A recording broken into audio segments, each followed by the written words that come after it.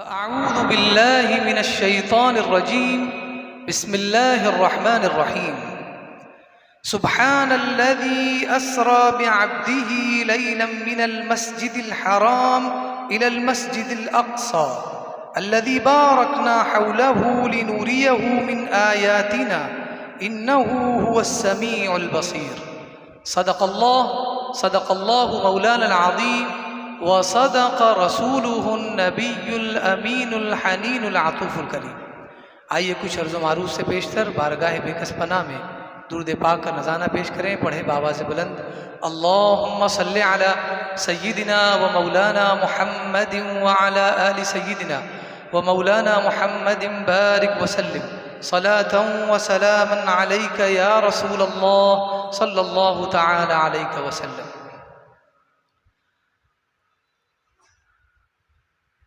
آج کے اس خطاب کا موضوع ہے شب معراج۔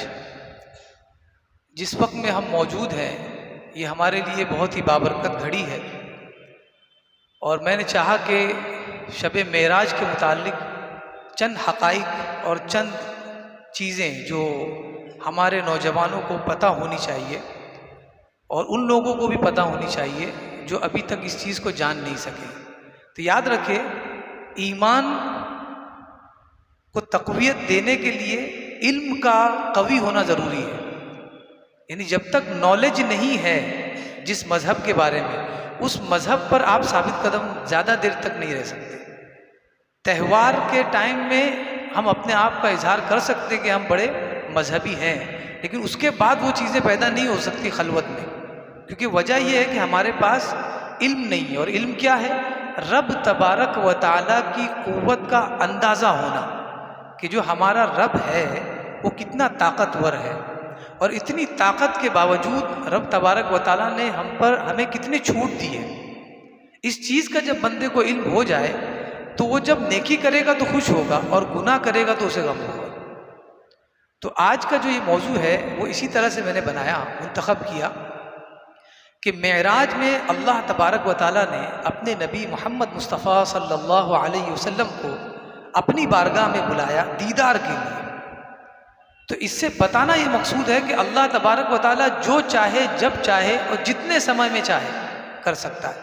ایک لمحے میں گئے اور آ گئے، یہ اس کی قدرت بتانا مقصود۔ دوسرا یہ کہ اللہ جسے چاہتا بلا لیتا، لیکن بلایا تو صرف اپنے محبوب کو بلایا۔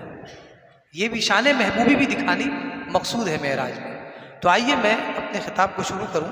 اللہ تبارک و تعالیٰ ارشاد فرماتا ہے سبحان الذی اسری بعبدہ لیلا، پاک ہے وہ ذات جو لے گیا اپنے بندے کو رات میں، من المسجد الحرام، مسجد حرام سے، الی المسجد الاقصی، مسجد اقصی تک۔ یہ پہلی معراج تھی جو زمین پر شروع ہوئی اور زمین پر ختم ہوئی۔ اس کے بعد اقصی سے آسمان کی طرف نبی پاک صلی اللہ علیہ وسلم پرواز کر گئے۔ پہلا جو میں 5 چیزیں بیان کرنا چاہتا ہوں آج کے اس خطاب میں، پہلی چیز یہ ہے کہ اس آیت کریمہ میں جب یہ بتانا تھا کہ نبی پاک صلی اللہ علیہ وسلم کو اللہ تبارک و تعالیٰ نے اپنی طرف بلایا ہے، تو اس سے پہلے اللہ نے ذکر کیا سبحان، یعنی پاک ہے وہ ذات۔ اللہ کے بہت سارے ناموں میں سے ایک نام اللہ ہے، اور لفظ اللہ رب تبارک و تعالیٰ کا ذاتی نام ہے۔ ایک نام ایسا ہوتا ہے جو آپ کی عادتوں کو دیکھ کر رکھ دیا جاتا ہے۔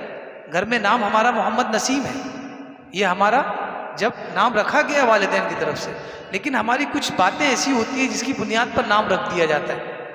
تو اللہ تبارک و تعالیٰ کی صفات ہے، وہ رحمان ہے، رحم کرتا ہے تو رحمان ہے، رحیم ہے، کرم کرتا ہے تو کریم ہے، لیکن لفظ اللہ جو ہے اس کا ذاتی نام ہے، اس کا کوئی میننگ نہیں ہے، وہ اس کا ذاتی نام ہے، اور سب سے عظیم لفظ ہے یہ۔ اللہ کے ناموں میں سب سے عظیم نام لفظ اللہ ہے۔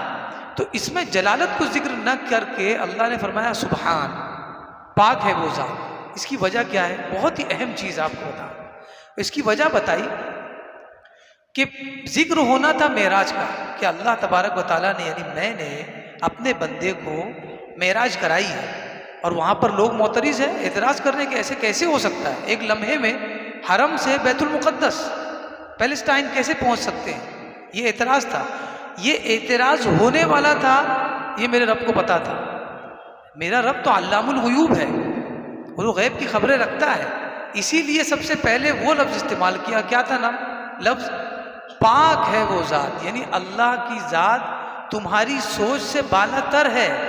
تم اگر یہ سوچتے ہو کہ چند سیکنڈ میں حرم سے بیت المقدس کیسے جا سکتا ہے کوئی شخص، تو ہم پہلے بیان کرتے ہیں ہم خدا ہیں، ہم رب ہیں. جب یہ جان لو کہ ہم رب ہیں تو آگے ہونے والے حادثے اور واقعے کے بارے میں کبھی بھی اعتراض مت کرنا. تو آیت کریمہ میں سب سے پہلے اس لفظ کا آنا مفسرین نے بتایا اس بات کی دلیل ہے کہ اللہ بتا دینا چاہتا ہے کہ جب میرا نام آ گیا ہے تو اب کوئی سوال نہیں کیا جا سکتا. دوسری اہم چیز یہ کہ جو معراج کرائی گئی حرم سے بیت المقدس تک، تو اس میں مشرکین کو اعتراض تھا کہ یہ کیسے ممکن ہے. ہم جب مکہ سے نکلتے ہیں اور بیت المقدس جاتے تو کئی گھوڑے بدلنے پڑتے ہیں، تب جا کے ہم بیت المقدس پہنچتے ہیں. کاروبار دھندے کے لیے وہ جایا کرتے تھے، لیکن محمد کہتے ہیں کہ میں چند لمحوں میں جا کر آیا ہوں. تو یہ کیسے ممکن ہے؟ یہ ان کا سوال تھا اس وقت. تو اس کا جواب وہی تھا اسرا بعبدہ. حضور نے فرمایا میں نہیں کہہ رہا ہوں کہ میں گیا تھا، اگر میں کہتا تو میں بندہ ہوں، لیکن میں کہہ رہا ہوں کہ میرے رب مجھے لے گئے تھے. میرا رب مجھے لے گیا تھا. جب میرا رب لے گیا ہے تو اب اس کی طاقت کا جسے اندازہ ہوگا وہ مان لے گا، جسے اندازہ نہیں ہوگا وہ آناکانی کرے گا کہ کیسے ہو سکتا ہے، یہ کیسے ممکن ہے. اور یاد رکھیں یہ آناکانی اس وقت تو ہوئی، اس کے بعد بھی ایمان والوں کے دلوں میں شیطان نے چیزیں ڈالی. اور اگلا سوال ہوا ہوئی تو ہے معراج، لیکن روحانی ہوئی ہے، روحانی طور پر، جسمانی نہیں ہوئی. معاذ اللہ رب العالمین. یہ بعد والوں نے سوال کیا جو اپنے آپ کو مسلمان بھی کہتے ہیں، اس کے بارے میں آگے بات ہوگی. اس کی مثال اس طرح سے سمجھے، ایک پہاڑ ہے اور پہاڑ پر کوئی چھوٹا بچہ پہاڑ کی چوٹی پر پہنچ جائے، اور جب لوگ اسے دیکھیں کہ پہاڑ کی چوٹی پہ اتنا چھوٹا بچہ کیسے چڑھ سکتا ہے، 2 سال کا بچہ، 2.5 سال کا بچہ پہاڑ کی چوٹی پہ کیسے چڑھ سکتا ہے، آدمی حیرت زدہ ہو جائے گا، یہ نہیں ممکن ہے. لیکن اس کے پیچھے سے اگر اس کی ماں برآمد ہو، اس کی ماں آ جائے، تو اب کوئی سوال رہ سکتا ہے انسان کے ذہن میں کہ یہ بچہ کیسے پہنچا ہے. ہم کیا سوچیں گے؟ یہ بچہ خود نہیں پہنچا ہے بلکہ اس کی ماں لے گئی. اب آپ سوچیں کہ ماں کی طاقت یہ ہے کہ بچے کو زمین سے پہاڑ تک لے جائے، اور رب کی طاقت کا اندازہ کیسے کر سکتے ہیں؟ تو اس چیز کو تو ماننا ہی ہے. اسی لیے اللہ نے فرمایا بعد میں نہیں، پہلے ہی سن لو. سبحان، تمہاری جو سوچ ہے، جو تمہاری فکر ہے، بالا تر ہوں میں. کبھی بھی یہ مت سوچنا کہ میں موجود ہوں اور اللہ بھی موجود ہے، میں بھی سنتا ہوں اللہ بھی سمیع ہے، میں بھی دیکھتا ہوں اللہ بھی بصیر ہے، وہ بھی دیکھتا ہے. تو میرا سننا اور اس کا سننا زمین اور آسمان کا فرق ہے.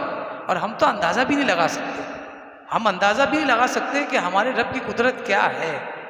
ہم نے اس کے محبوب کے فضائل کا اندازہ نہیں لگایا کہ اس کے محبوب کے مراتب کیا ہے. تو اس رب کا کیسے اندازہ لگا سکتے جس نے پورے جہان کو پیدا کیا؟ ساری فضیلتیں اسی کی طرف ہے، ساری حمد اسی کے لیے، اندازہ ہی نہیں لگا سکتے. تو پتہ یہ چلا ان لوگوں کو کبھی بھی اعتراض نہیں ہو سکتا جو اللہ تبارک و تعالیٰ کی قدرت کا اعتراف کرتے ہیں. اگر قدرت کا اعتراف ہے تو معراج دل میں ہے، اور جب معراج کا یقین کیا جس نے تو اس کا مطلب اس نے قدرت کا اقرار کیا. اور جب قدرت کا اقرار کیا کہ میرا رب 1 سیکنڈ میں زمین سے آسمان تک بلا سکتا ہے، تو وہ رب میری مشکلوں کا حل نہیں نکال سکتا؟ زمانے سے میں پریشان ہوں، کیا وہ رب میرا جانتا نہیں کہ میری مشکلات کیا ہے؟ بالکل جانتا ہے. لیکن میں نے کہا کہ ہر چیز کا ایک ٹائم ہے، وقت ہے. جب وقت آئے گا اور وہی وقت آپ کے لیے مناسب ہے. اب وہ کون سا وقت مناسب ہے وہ بھی ہمارا رب جانتا ہے. تو اللہ تبارک و تعالیٰ علیم و خبیر ہے، یہ بتا دیا. آگے سوال مشرکین کا یہ تھا کہ یہ کیسے ممکن ہے کہ مکہ سے بیت المقدس جایا جا سکے؟ جواب یہی دیا کہ میں نہیں ہوں بلکہ میرا رب لے جانے والا ہے. اب اگر تمہارا اقرار نہیں ہے ہمارے رب پر کہ اللہ وحدہ لا شریک ہے تو آپ نہ مانو. لیکن اسی دنیا میں اور بھی بہت سارے اشخاص ہیں جنہیں ابو بکر صدیق کہتے ہیں. جب ان سے کہا گیا کہ تمہارا دوست کہتا ہے کہ ایک لمحے میں مکہ سے میں بیت المقدس گیا. آپ نے کہا یہ تو زمین ہے, ہم تو آسمانوں کی بات مانتے ہیں ان کی. انہوں نے کہا جنت ہے, ہم نے کہا ہے. انہوں نے کہا جہنم ہے, ہم نے کہا ہے. جبکہ ہم نے دیکھا ہی نہیں. مکہ اور بیت المقدس تو ہم نے دیکھا بھی ہے, خالی ڈسٹینس کم کرنا ہے. انسان تو پہنچ ہی جاتا ہے وہاں پر. تو اسے ماننے میں ہمیں کیا اتفاق نہیں ہو سکتا ہے؟ بالکل اتفاق ہے. تو یہ پتہ چلا کہ وہی انسان حضرت ابوبکر صدیق بھی ہے اور وہی مشرکین بھی ہے جو انسان ہے. لیکن انسان جب اللہ کی قدرت کو مان لیتا ہے تو اللہ تبارک و تعالیٰ اسے لقب دیتا ہے اپنی بارگاہ سے, اور وہ لقب ہوتا ہے صدیق کا, کہ اب جو آپ کہیں گے وہی سچ ہو جائے گا. اب آپ جو کہیں گے وہی سچ ہوگا. ایک واقعہ جو میں نے بتایا تھا اس سے پہلے کہ ایک صحابی رسول تھے, انہوں نے دیکھا کہ نبی پاک صلی اللہ علیہ وسلم نے ایک یہودی سے گھوڑا خریدا. بات ہو گئی, بھاؤ طے ہو گیا. کچھ دور جانے کے بعد یہودی کو اس گھوڑے کے کچھ پیسے زیادہ مل گئے. تو اس نے کہا کیوں نہ میں ان کو بیچ دوں, اور آواز لگا کہ محمد تمہیں لینا ہے نہیں لینا ہے, میں بیچ رہا ہوں. حضور نے کہا اپنا بھاؤ تاؤ ہو چکا ہے اور میں نے بھاؤ ٹھہرا دیا ہے, بس اب پیسہ لا کر دینا ہے. کہا کہ ایسی تو کوئی بات ہی نہیں ہوئی ہے ہمارے درمیان, ایسی کوئی بات ہی نہیں ہوئی ہے. اب وہاں پر کوئی اور تھا نہیں اس یہودی کے علاوہ اور حضور کے علاوہ. اتنے میں ایک صحابی رسول وہاں حاضر ہوتے, کہا کہ میں نے دیکھا ہے. جب گواہی کی بات آئی تو کیا کہا, میں گواہی دیتا ہوں کہ نبی پاک صلی اللہ علیہ وسلم نے اس سے گھوڑا خرید لیا تھا. بات آئی گئی, ختم ہو گئی.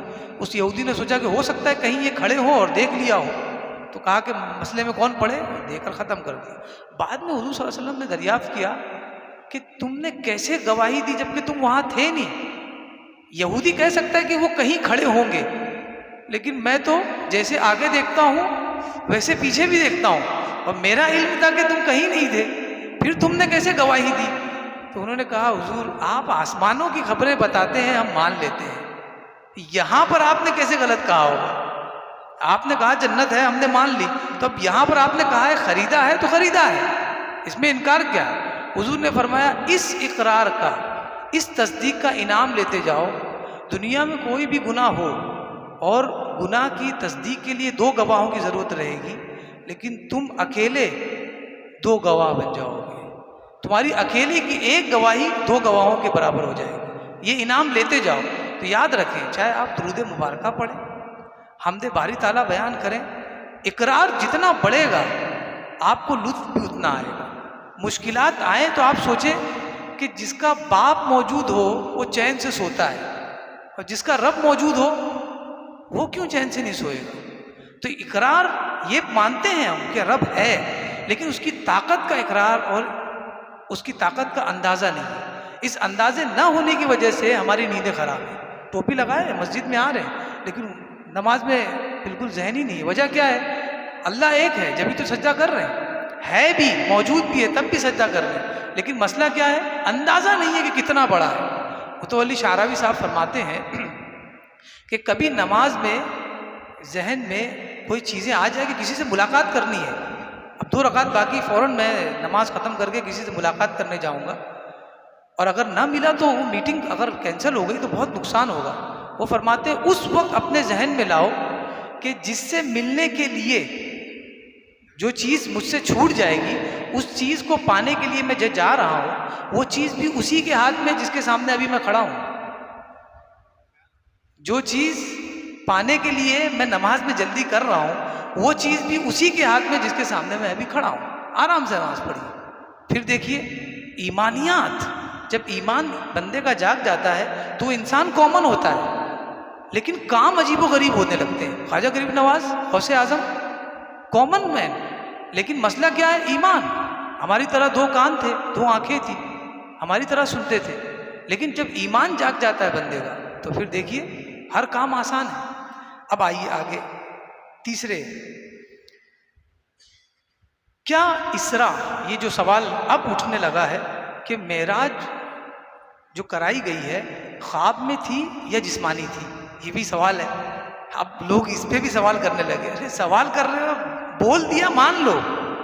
جن لوگوں نے انکار کیا تھا اور تصدیق چاہ رہے تھے جو کفار نے, بعد میں وہ بھی ایمان لے آئے. تم ابھی تک ایمان ٹٹول رہے ہو کہ کہاں ہیں ہم لوگ؟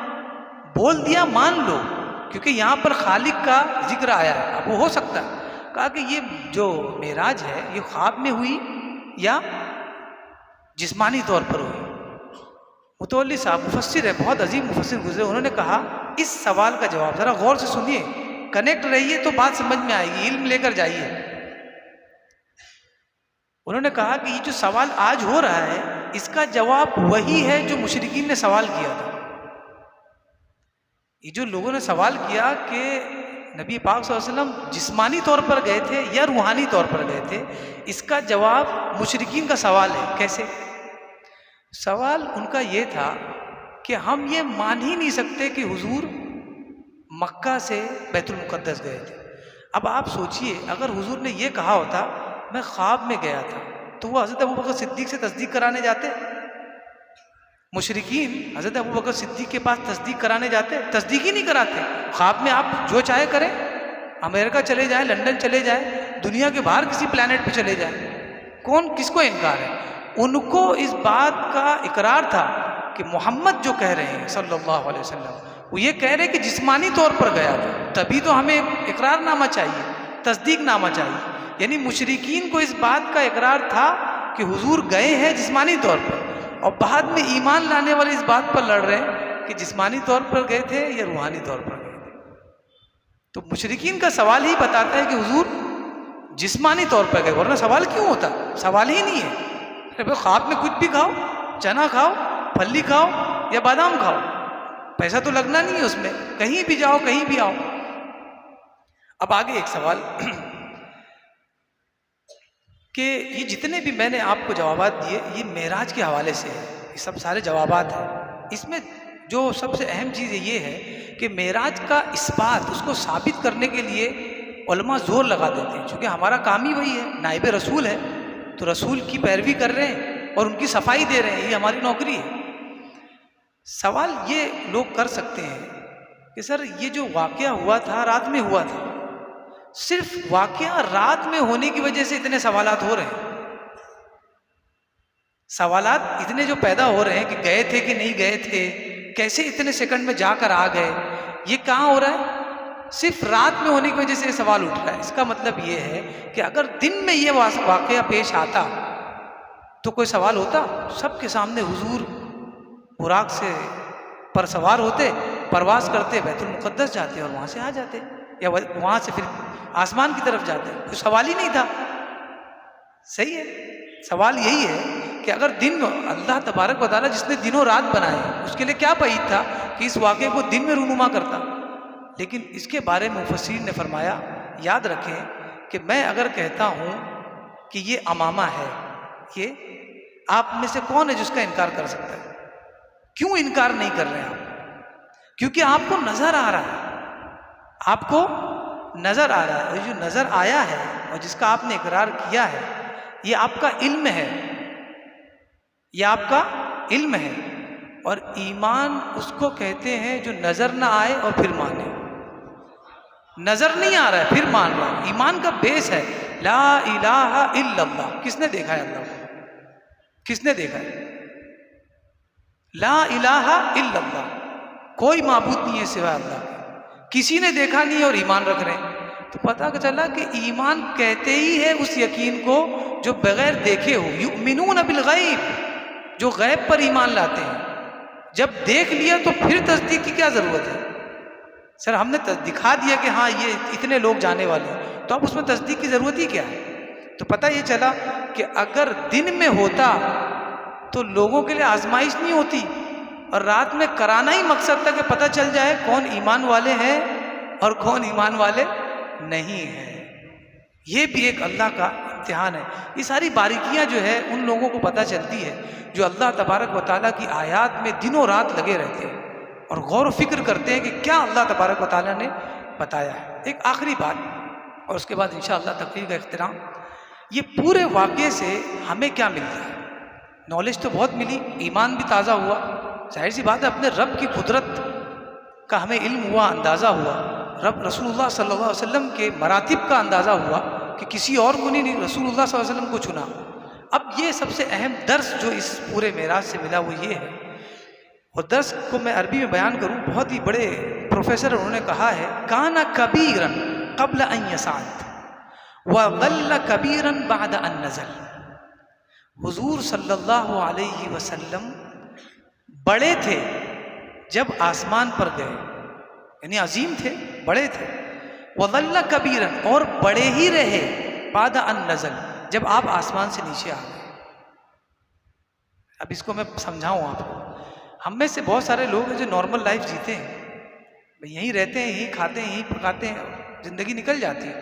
لیکن ہم میں سے کچھ لوگ ایسے ہیں جن کا ناشتہ لندن میں ہوتا ہوگا، لنچ جو ہے دبئی میں ہوتا ہوگا، وہ گھومتے رہتے ہیں. جب وہ آتے ہیں ادھر اپنے محلے میں، اپنے گاؤں میں، یعنی جس کو ہم کہیں گے زمین پر جب آتے ہیں وہ، تو وہ اپنے آپ کو تھوڑا سی الگ محسوس کرتے ہیں.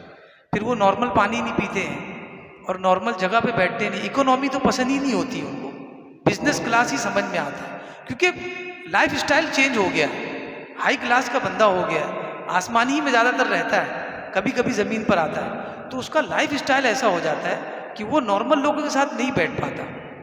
بات کرنے کے لیے بھی ماحول ہونا چاہیے، چائے پینے کے لیے بھی وہ ایسی چائے پیے گا جہاں پہ مطلب کوئی دوسرا نارمل انسان نہ پہنچتا ہو، اس کا ایک انداز ہو جاتا ہے.